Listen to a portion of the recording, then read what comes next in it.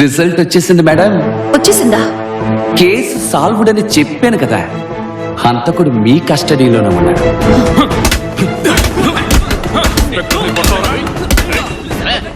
Murder చేసింది వీడే, లేదంటే ఎందుకు పారిపోతాడు?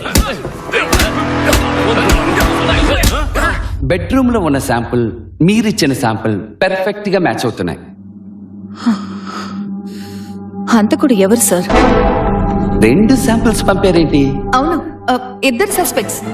అక్కడే చిక్కుచ్చిపడింది. చిక్క? ఆ హెయిర్ శాంపుల్ ఇద్దరు డిఎన్ఏతో మ్యాచ్ అవుతుంది. ఇద్దరు డిఎన్ఏలతో మ్యాచ్ అవుతుందా? ఏమంటున్నారు సార్? ఒకరు డిఎన్ఏ లాగా ఇంకొకరు డిఎన్ఏ ఉండే అవకాశమే లేదు. అసలు తండ్రి కొడుకుల డిఎన్ఏ కూడా మ్యాచ్ అవ్వదు. అర్జున్ నేను బ్రదర్స్, ఐడెంటికల్ ట్విన్స్. విజయ్ పుట్టిన 16 సెకండ్ల తర్వాత నేను పుట్టాను. ఐడెంటికల్ ట్విన్స్ అయితే డిఎన్ఏ మ్యాచ్ అవుతుందా? అవును, మామూలు కవల పిల్లలైతే మ్యాచ్ అవ్వదు మేడం. ఐడెంటికల్ ట్విన్స్ ఒకే ఎగ్గులో ఫామ్ అవుతారు. అందుకే చూడటానికి ఇద్దరు ఒకేలా ఉంటారు. సో వాళ్ళకి డిఎన్ఏలో అస్సలు తేడా ఉండదు. మీ కస్టడీలో ఉన్నది ఐడెంటికల్ ట్విన్స్ అయితే ఈ హెయిర్ శాంపిల్ ఎవిడెన్స్ మీకు యూస్ అవుదాం. కొంపతీసి మీ కస్టడీలో ఉన్నది ఐడెంటికల్ ట్విన్సా? అవును, నాకు అలాగే అనిపిస్తుంది. మాకు ఫస్ట్ నుంచి డౌట్ ఉంది, కానీ అడగలేకపోయాం. ఇంకొక సస్పెక్ట్ ఉన్న విషయం ఇద్దరికీ తెలియకూడదని మేమే హైడ్ చేశాం. అర్థమైంది. ఫస్ట్ ఫోటో ఎవిడెన్స్ దొరికింది, అది ఏ రకంగానూ యూస్ అవ్వలేదు. తర్వాత డిఎన్ఏ దొరికింది. డిఎన్ఏ కంటే ముఖ్యమైన ఎవిడెన్స్ ఏముంటుంది? ఇప్పుడు అది కూడా వేస్ట్ అని తేలిపోయింది. దొరికిన ప్రతి సాలిడ్ ఎవిడెన్స్ వేస్ట్ అంటే ఇక మేము ఏం చెయ్యాలి? వెక్స్ అవ్వకండి, నేను పొద్దు నుంచి దీని మీద రీసెర్చ్ చేస్తున్నాను. మనకి హెల్ప్ చేయడానికి సైన్స్ ఉంది. ఒక సింపుల్ మెథడ్ తో హంతకుడిని కనిపెట్టొచ్చు. వాళ్ళు ఐడెంటికల్ ట్విన్స్ అయినప్పటికీ ఫింగర్ ప్రింట్స్ వేరువేరుగా ఉంటాయి. డిఎన్ఏ సేమ్ గా ఉన్న ఫింగర్ ప్రింట్స్ తో తేడా ఉంటుందా? అదే ప్రకృతి మహత్యం. క్రైమ్ సీన్ లో ఫింగర్ ప్రింట్స్ లేవు కదా సార్? ఉంటే మీకు పంపేదాన్ని కదా. మీ వాళ్ళు ఎంత గొప్పగా వెతుకుతారో తెలీదు. నా సైడ్ నుంచి ఇద్దరిని పంపుతాను. మళ్ళీ ఆ ఇంటికి వెళ్ళండి. ఫింగర్ ప్రింట్స్ ఏమైనా దొరుకుతాయేమో చూడండి. హంతకుడు అన్ని ఎవిడెన్సెస్ ని చెరిపేశాడు అన్నారు. వాడు తనకే తెలియకుండా ఎక్కడైనా ఫింగర్ ప్రింట్స్ వదిలేడేమో వెతకండి. సగం ప్రింట్ దొరికినా చాలు, కేసు క్లోజ్ చేసేయచ్చు.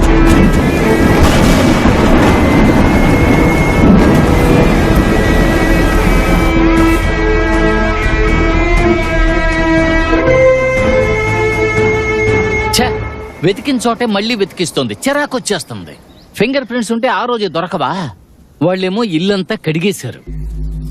ఫింగర్ ప్రింట్ కావాలంటే కొట్టుకెళ్ళి కొనుక్కు రావాలి. దమ్ము కొట్టాలని ఉంది.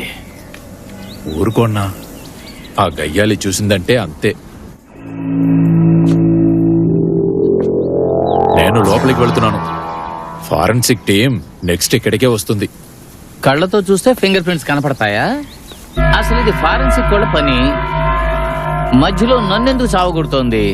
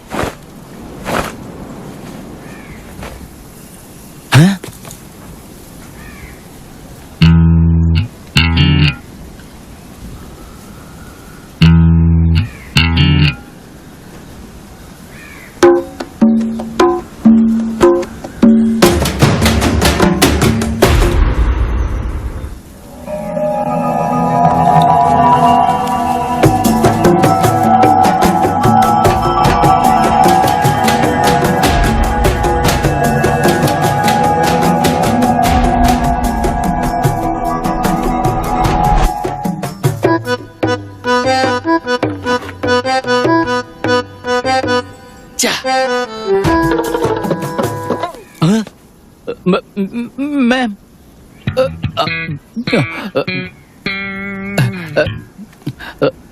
మేడం. ఏంటి ఇక్కడికి ఎందుకు వచ్చాం? ఎవిడెన్స్ కోసం మేడం. మరి మీరేం చేస్తున్నారు?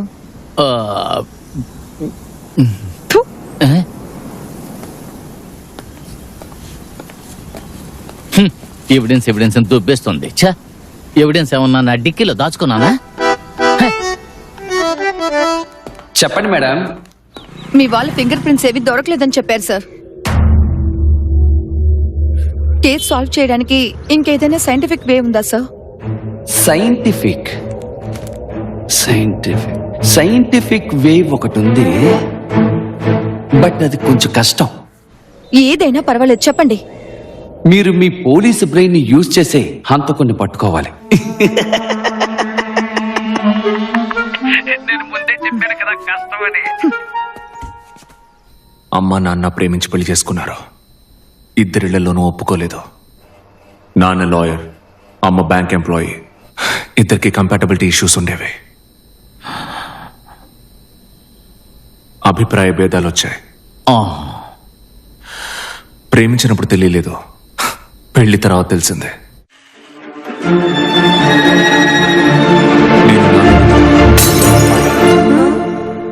వాళ్ళకి డివోర్స్ అయినప్పుడు నాకు విజయ్కి 7 ఏళ్ళు. నేను నాన్న దగ్గర, అర్జున్ అమ్మ దగ్గర. మా నాన్న ఎవరు? నేనే. మా అమ్మ ఎవరు? నేనే. నా ప్రాణం ఎవరు? నేనే. మీ అమ్మకు ప్యాకెట్ పిచ్చుందట, క్లబ్కు వెళ్లేదని విన్నాను.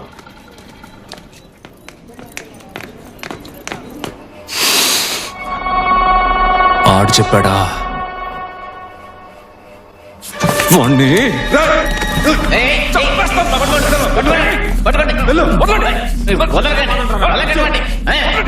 మోహన్ చెట్టి చేశాడు. ఒక ఆడది క్లబ్కు వెళ్తుందని ఇప్పుడే మొదటిసారి విన్నానయ్యా. నేను కూడా ఇప్పుడే వింటున్నాను సార్. కొడుకును కూడా తీసుకెళ్లేదట, అందుకే వీడిలా ఏడిశాడు. గొప్ప తల్లి. వాళ్ళ ఫ్యామిలీలోనే మా అమ్మే first graduate, university gold medalist. ఆ విషయం చెప్పలేదా విజయ్ గారు?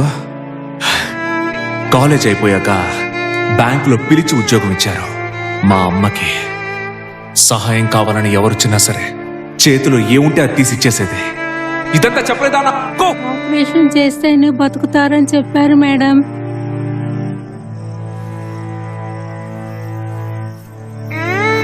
ఇదొక్కటే ఉంది, దీన్ని నమ్మి ఆ డబ్బు వాడుకో. Thanks madam.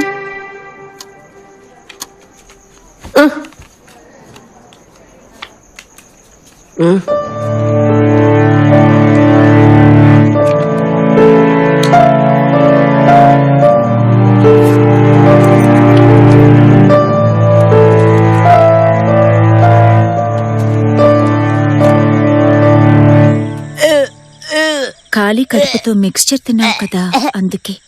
ఛే, రేపటి నుంచి నేను అసలు క్లబ్కు వెళ్ళను.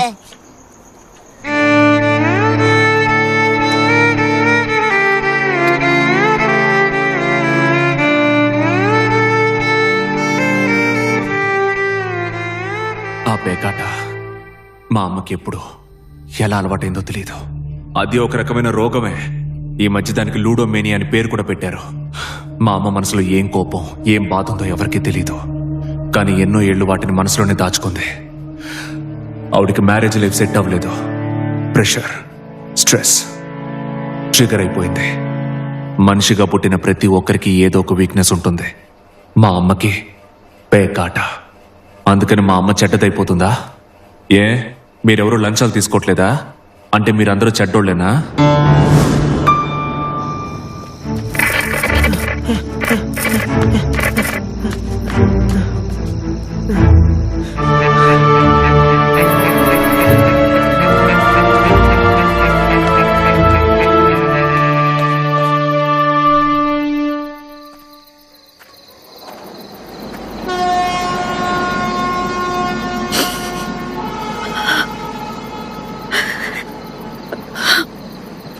అమ్మా,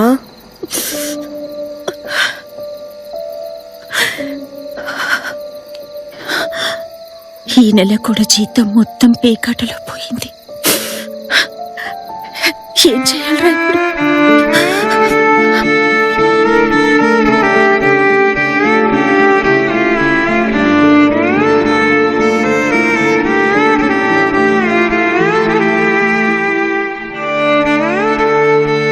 ఆకాష్ మర్డర్ గురించి ఎంక్వైరీ చేయకుండా మా పాస్ట్ ఎందుకు తవ్వుతున్నారు?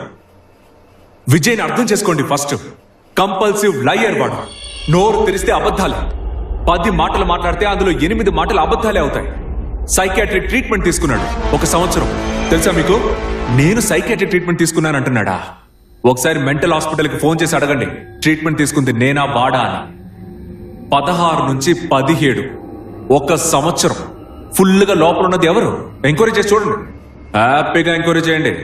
2006 to 2007 1 సంవత్సరం బయటికి రానివ్వకుండా లోపల బంధించేశారు ఆ విజయ్ గారిని. ఈ తినే చెంచా ఉందే ఫోక్, ఆ ముళ్ళ చెంచాతో చీఫ్ డాక్టర్ మెడ మీద పొడిస్తే ఆయన నెలల పాటు హాస్పిటల్ చావు బతుకుల్లో ఉన్నాడు. నిజమా కాదో కనుక్కోండి, కథలుగా చెప్తారు. అడగండి సార్, వెళ్ళి ఆ డాక్టర్ని అడగండి, పొడిచింది నేనా అర్జునా అని. కేసు అక్కడే క్లోజ్ అయిపోతుంది. మీరు చెప్పిందంతా నిజమే మేడం. వాడు వకీల్ కొడుకు. డాక్టర్ వాడిని ఏదో అన్నారని ఫోర్క్తో మెడ మీద పొడిచేశాడట. ఆ అబ్బాయి పేరేంటి? తెలీదు మేడం, అది నేను ఈ హాస్పిటల్లో చేరడానికి ముందు జరిగిన సంఘటన. అప్పట్లో పనిచేసిన వాళ్ళు ఎవరు ఇప్పుడు లేరు మేడం, కానీ వాళ్ళు చెప్పుకుంటుంటే విన్నాను. ఆ చీఫ్ డాక్టర్ నేను చూశాను మేడం. ఆయన ఇప్పటికీ సరిగ్గా మాట్లాడలేరు, నత్తిగా మాట్లాడతారు. పోయినేడే ఆయన చనిపోయారు. ఆ అబ్బాయి అక్కడ పేషెంటే కదా, రికార్డ్స్ చూడండి. పోయినేడాది కురిసిన వర్షాలకి రికార్డ్ రూమ్ అంతా నీళ్ళొచ్చేసాయి మేడం. తడిసిపోయిన ఫైల్స్ అన్ని తీసుకెళ్లి గుడౌన్లో పడేశాను. వెతుకుతాను మేడం, దొరికితే మీకు పంపిస్తాను. అసలే బుర్ర హీటెక్కిపోయింది. వీళ్ళల్లో ఒకడు సైకో. ఇవాళ నైట్ నేను ఇంటికి వెళ్ళిపోతాను. నా షిఫ్ట్ మీరు ఎవరైనా చెయ్యండి.